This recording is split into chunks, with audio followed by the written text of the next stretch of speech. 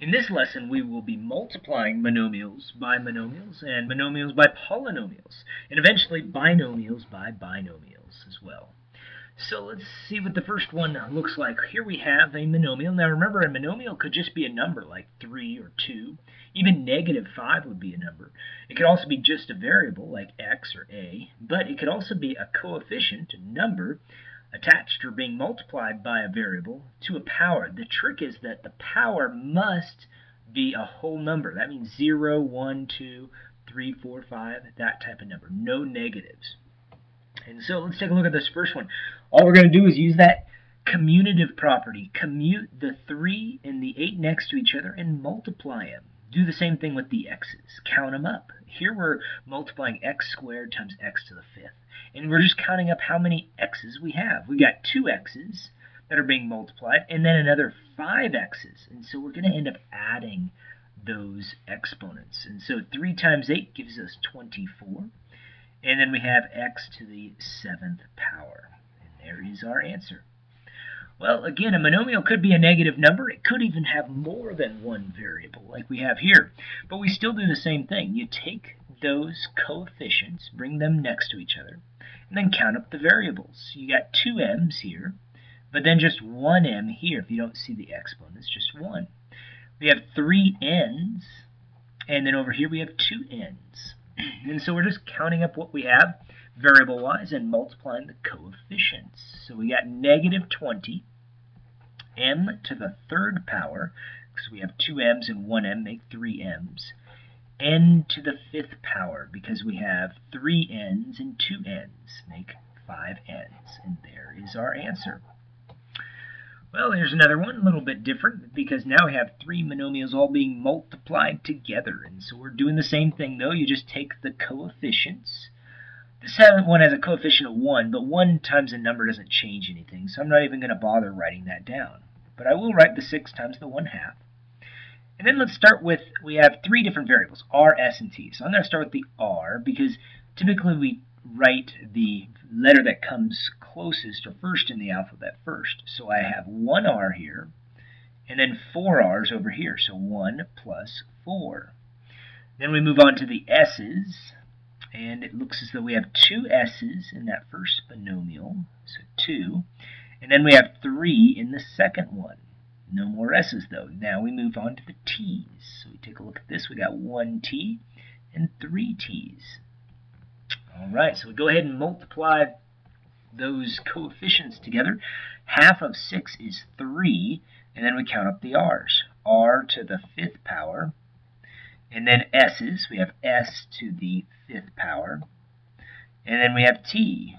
T is to just the 4th power, and there is our answer.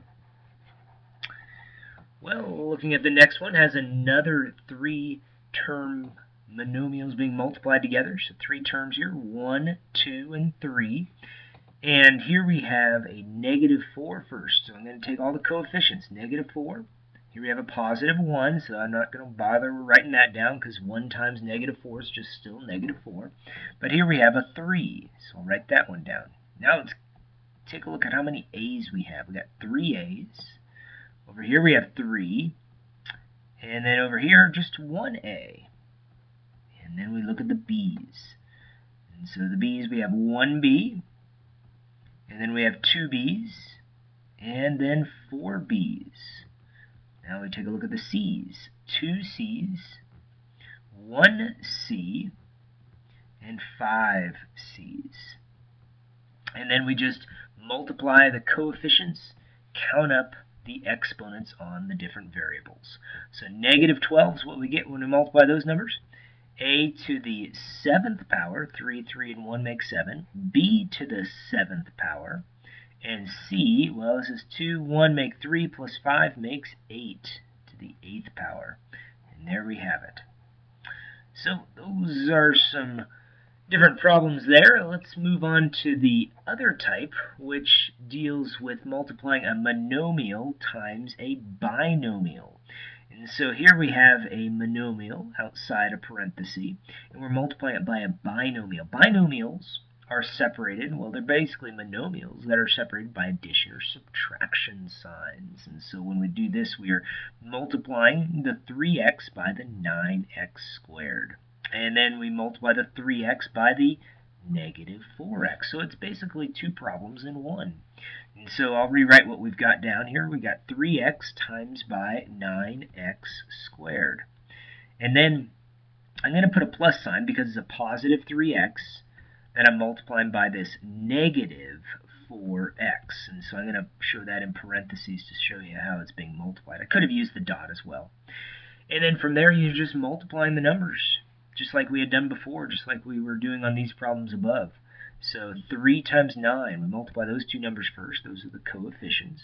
And then count up how many x's we have. We have 1x and 2 x's make 3 x's. Over here, we do the same thing. We've got, bring down this sign here. Now, I'm going to watch the sign. 3 times negative 4 is going to make a negative 12. So I'll just put minus 12.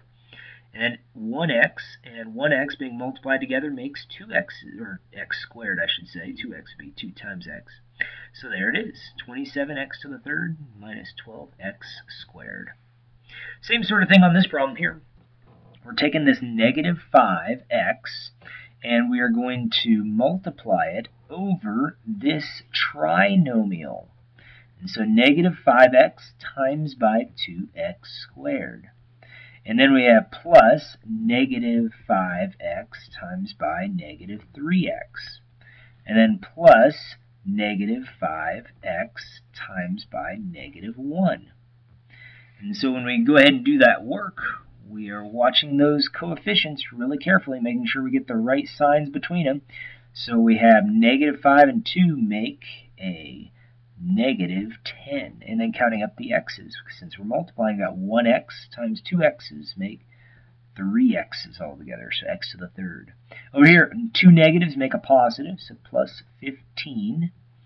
And then we've got 1x and 1x make 2 x's being multiplied, so x squared. And then over here we have plus, because it's negative times a negative, 5x. And that would be our answer. Well, over here, you've got a couple problems right in the beginning of the assignment that are like this. So let's take a look at this. This one looks really tough, and it's always tricky for people because they're unsure about what to do. They've got this dot between the two. Well, basically, it's like two problems in one. It's two monomials being multiplied, and then times that by a binomial. So I gave you two examples, very similar problems. And so here, don't worry about that binomial. Let's just take a look at this part of it, just these two monomials. And so what we're doing here is we're multiplying the coefficients. Well, this one, there's a coefficient in front of every variable here. This x squared has negative 7 as its coefficient, but all these others just have 1. So it's just a negative 7, and then you're counting up how many x's. So x to the 5th power, because we had x to the 2nd, x to the 3rd make 5 x's, and then you count up the y's. You got y to the 3rd, because it's 1 y and 2 y's make 3 y's. So now once you've simplified that, bring down that set of parentheses, and you're multiplying 2x minus y by that monomial. And so when we go ahead and do that work, we've got this negative 7x to the 5th y to the 3rd times by 2x. So we are multiplying the negative 7 here by the 2, which makes negative 14. Now count up the x's. You got 5 x's here, 1 x here makes 6 x's. And then you count up the y's. Well, just y to the 3rd. There's no other y value with this term here, this 2x. So that's why we just left it as negative 14x to the 6th y. Now we're multiplying the negative 7x to the 5th y to the 3rd times by this y. That's a negative, so watch the signs. Negative times a negative makes a positive. Negative 7 times 1 makes negative, well, positive 7 because we have the two negatives there. And then no x's to combine with this y term here, so we just bring down that x to the 5th. And then we have y to the 3rd, and y make y to the 4th. And there would be our answer. Well, another one very similar to that, so it's the same sort of thing. So it's a common mistake. This is a problem that really frustrates people. They're unsure about what to do. But look, it's just two monomials being multiplied. Just combine like terms here. And so we've got 8, and combining the variables to count up how many variables are being multiplied. That's what I'm talking about when I'm saying combining them.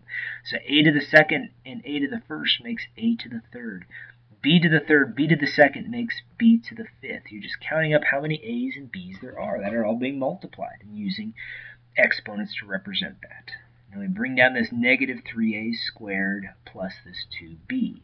And now we're multiplying again. We're using that distributive property, multiplying the 8a to the third b to the fifth times by this negative 3a squared. So it's a negative 3 times the 8. That's how we're getting negative 24. A to the third a squared, well, that makes 5a's. B to the fifth, no other b's in this term alone, so we're just left with b to the fifth. Now we move over to the next one, so it's an 8 to the third, 8a to the third, b to the fifth times by the 2b. So it's 8 times 2 makes positive 16. Now let's count up the a's. No a's here, so it's just a to the third. So a to the third, and then you count up the b's. B to the fifth and b to the first makes 6b's all together. And so there it is. Can't combine them because the a's and the b's have different exponents. Well, those are some of the problems we'll end up seeing. Part 2 will have a binomial times by a binomial. And then it'll also throw in a word problem in there as well.